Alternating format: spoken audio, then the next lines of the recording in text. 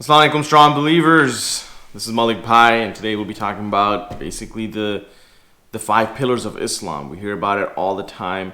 You guys might have already seen my video on Islam in a nutshell, where I first start off with talking about the belief system, and then we get into the topic about the five pillars of Islam. But in that one, we just literally listed these five pillars and we moved on.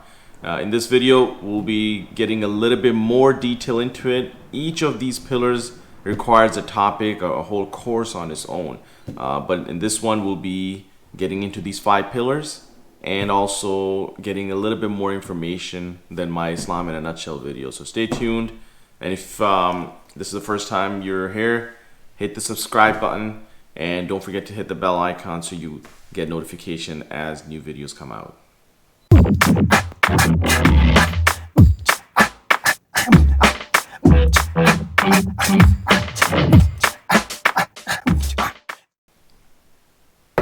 All right, welcome back. Islam, five pillars, based on five pillars.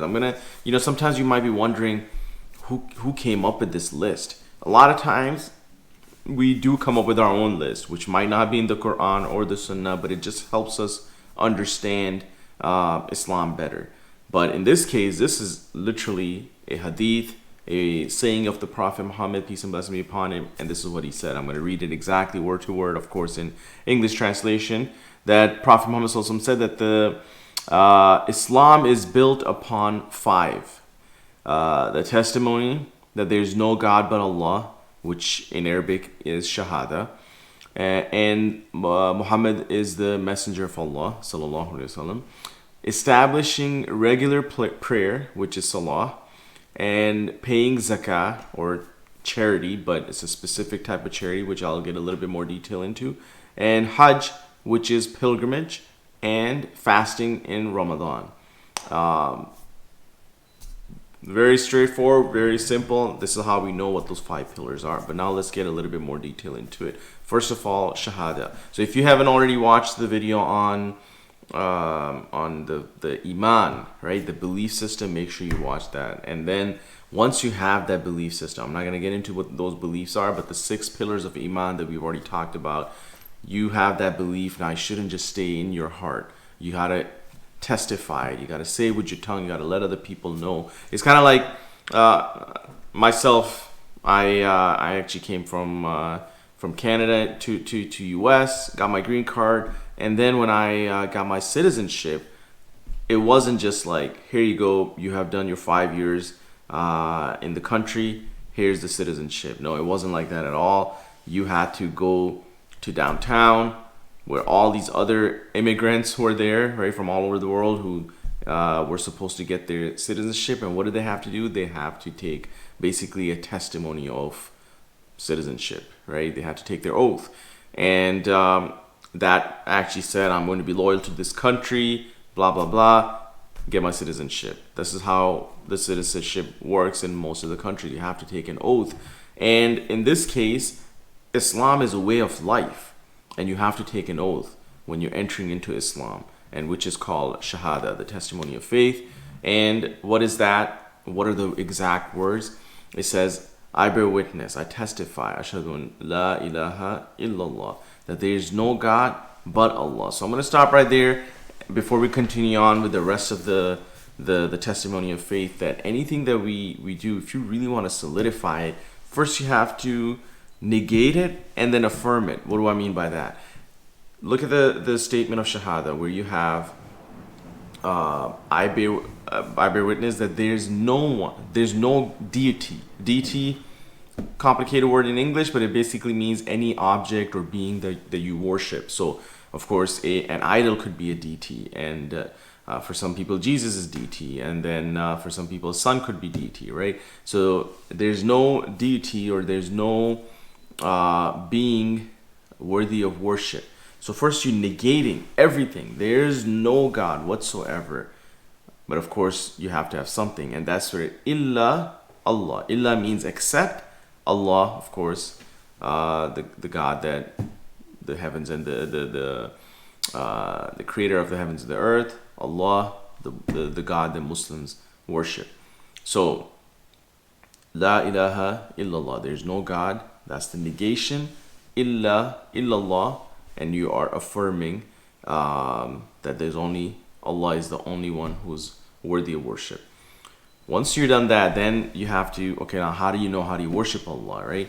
So, wa ashhadu, and I bear witness, anna, that Muhammad, sallallahu alayhi wasallam, Prophet Muhammad sallallahu alayhi wasallam, is his abuduhu wa rasuluhu. Prophet Muhammad sallallahu alayhi wasallam is his slave and his messenger. Now, why do we say that? Because previous nations, in our time, a very good example in the faith of Christianity, you praise Jesus so much to a point that now you start worshiping him, right? And I become son of God and so on. So right away, we're setting the stage right that, look, Muhammad, peace and blessing be upon him, he's a human being. You're not a Muslim unless you testify and you say his name, and then yes, that I bear witness that he is the messenger of Allah. But what about the slave? Slave is that, yes, he is a human being. He's a slave just like all of us, meaning he does whatever Allah subhanahu wa ta'ala asks him to do. He's a slave, right? And in a way, it's a it's a respectable term, because you are a slave to the Creator, not a slave to the creation. So whatever your master says, and who's your master is Allah, he does it. And that is why Prophet Muhammad is his slave and his messenger. And if it's his messenger, we're going to listen to whatever he tells us. What does he tell us? Now let's go on to the next four pillars. By the way, these pillars are minimum requirement of every Muslim. So once you have the belief, you testify with your tongue, and now you have to act. You have to show some actions with your limbs, and these are some of the actions, basic minimum actions of Islam. So the 5 daily prayers. Okay, so I'm going to name them again. A whole topic. There's going to be a whole course on how to pray. But what are those 5 daily prayers? We got Fajar, okay, which is before sunrise. So when you have the horizon and sun hasn't even come up yet, the tip of the sun hasn't come up yet, that's the time that's for Fajr, okay? And then you have Dhuhr, which basically it's pretty much after, just right afternoon, okay? So that's the Dhuhr prayer, which is just a little bit afternoon, okay? Now you have, so basically if 12 o'clock is afternoon, you're talking 12:30, 1 o'clock. Of course, the time will differ depending on your region, but it's based on the movement of the sun. So afternoon, and then you have Asar, which is mid-afternoon, and then you have Maghrib, which is right after sunset. Okay, so here's the horizon, here's the sun, it comes down, and as soon as it comes down, that's the Maghrib time. Now you can pray Maghrib. And then when it's totally gone and it's totally dark, that's the 5th prayer, which is called Isha, which is a night prayer. 5 daily prayers, very important.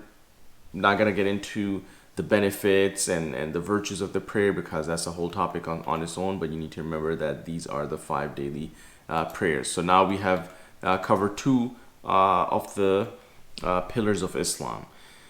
Next is something that everybody knows, which is fasting in the month of Ramadan. Now, and I might not be going in order, of course, based on the hadith, but Ramadan, even like non-Muslims know about it. Oh, Muslims pray in the month of Ramadan, or they fast in the month of Ramadan. Do you know they don't eat for 30 days? But of course we know that it is from morning till sunset. So it's basically, you're talking before Fajr time even comes in, and all the way till Maghrib time. That is, not that you know the names of the prayers, that's why I'm using those names. That is when you are supposed to be fasting. And of course, in summer you got longer days. In winter you got shorter days, so it helps out. But overall, fasting in the month of Ramadan. Now, a Muslim can fast any day if he wants to. Okay, there's other recommended days as well where a Muslim can fast, but month of Ramadan. Now, when I say Ramadan, what is that? July or June? No, Islamic calendar is a lunar calendar. It has its own months. They don't correlate with January till December calendar, but it has its own calendar. It's still 12 months, but it might not have the same, and it's not going to have 31 days or 28 days and so on. It's just 29 or 30. So based on that, you have one of the months in that Islamic calendar based on the lunar cycle is Ramadan. And in that month, all those 30 days or 29 days, you basically fast from morning till sunset. Now, why do we do that? There is a now imagine you're not allowed to eat, drink, or have any intimacy with your spouse. Now those are halal. Those are permissible actions for every Muslim. Of course, legally, if you're doing eating, drinking, it's allowed, right?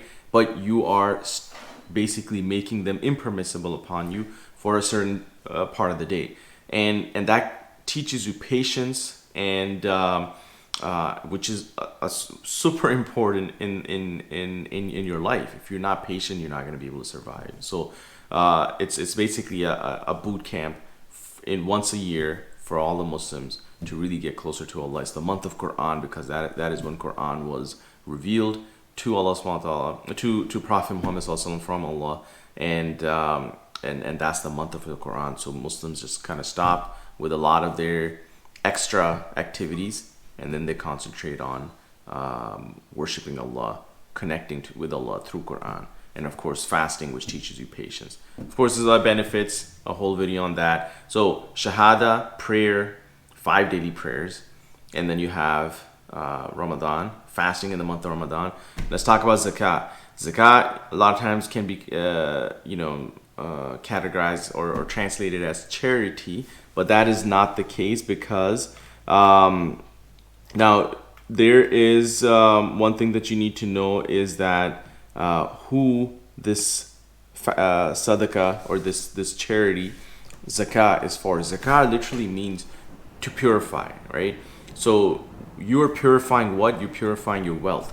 The wealth given to you by who? By Allah. Allah is the one who provided you, and now you're taking part of it and giving it to other. The whole point is if you keep on hoarding money, right? Allah subhanahu wa ta'ala has created rich people, poor people, middle class, and so on. Imagine if everybody was rich. Who's going to do all the work, right? It's a balance that Allah subhanahu wa ta'ala has created. There's a wisdom behind it. For the ones who are rich, it is a test because Allah is testing them to see if they're going to take that money and give it to the poor. And this actually creates this brotherhood bond in Islam. Same thing with the ones who are poor. It is a test for them because they get to show their patience, that they're patient with Allah subhanahu wa ta'ala with the money that they don't have. But you want this money to be circulating. Now, you can sometimes call it a tax as well. This is once a year. If your money, your wealth reaches a certain threshold, and that is, call it, let's say it's $2,000, right? I'm not going to get into the details of it right now, but let's say it's $2,000. If you had more than $2,000 throughout the year, you will take 2.5% off that savings and give it to poor people, or there's another certain category of people which I will list right now. But it's not tax. Like our modern tax system is based on your income. Whatever money you make, you take money out of that, and I personally think that's not fair. Money should be circulating. If you're spending it, economy is getting better. You are creating jobs because you're spending. People have to manufacture different products. But if a person is keeping that money, if all of these rich people keep on hoarding this money, how are the poor people gonna end up getting it? That's why you take not 20%, not 30%, and I just heard that in some countries in Europe it's 60% income tax, and that's just insane. Canada already has a very high tax rate. Averagely it'll be like 30%. So 2.5% is nothing, but it's not, and it's not even on your income, it's on your savings. Take a little bit, give it to the poor. All right, so I'm gonna just list some of the people who are eligible of getting zakah. So you have the poor people, you have the travelers, you have the people, basically army, right? People are fighting for the sake of Allah. And it's also for the zakah collector. There will be a government agent who's gonna go around and collect money, call it the IRS, right? So the zakah collectors, they are also getting, somebody has to pay for the salary for the work that they're doing, so they also get a portion. To incline somebody towards Islam, basically there's a non-Muslim tribe, donate to them, of course their heart will get closer towards Muslims, so that's also a group that gets a portion of zakah. And there might be others or so, but of course we can talk about them later, but these are some of them off the top of my head that I just mentioned. So you can't just take this and give it to anybody on the street. there's a certain group of people that qualifies to get zakah. So far we have mentioned 4 pillars: Shahadah, prayer; Ramadan, fasting; zakah; and the last part is Hajj. Now, when I talk about prayer, one thing that I need to mention is that when you pray, the 5 daily prayer, there's a specific way of praying it, and you pray to a specific direction. Doesn't matter where you are in the part of the world, we're all directing to the same focal point, which is Kaaba, which is what we call the house of Allah, which is the holy mosque in Saudi Arabia, modern day Saudi Arabia. So everybody, doesn't matter where you're at, Australia, in Europe or North America, Middle East, Asia, you are all facing, depending on where you are facing towards this holy mosque. It shows the unity of Muslims, that we're all facing. Now imagine once in your lifetime being there at that focal point that you are facing every single day, and Muslims from all around the world are there, and you have to pay your respect to the house of God, and you also have to do certain rituals, which we will talk in its own video, and it's about 3 to 4 days, maximum a week or so, where you are. In fact, there's 10 days of these Hajj, which are very sacred, and that's the time where you will be doing your rituals of Hajj.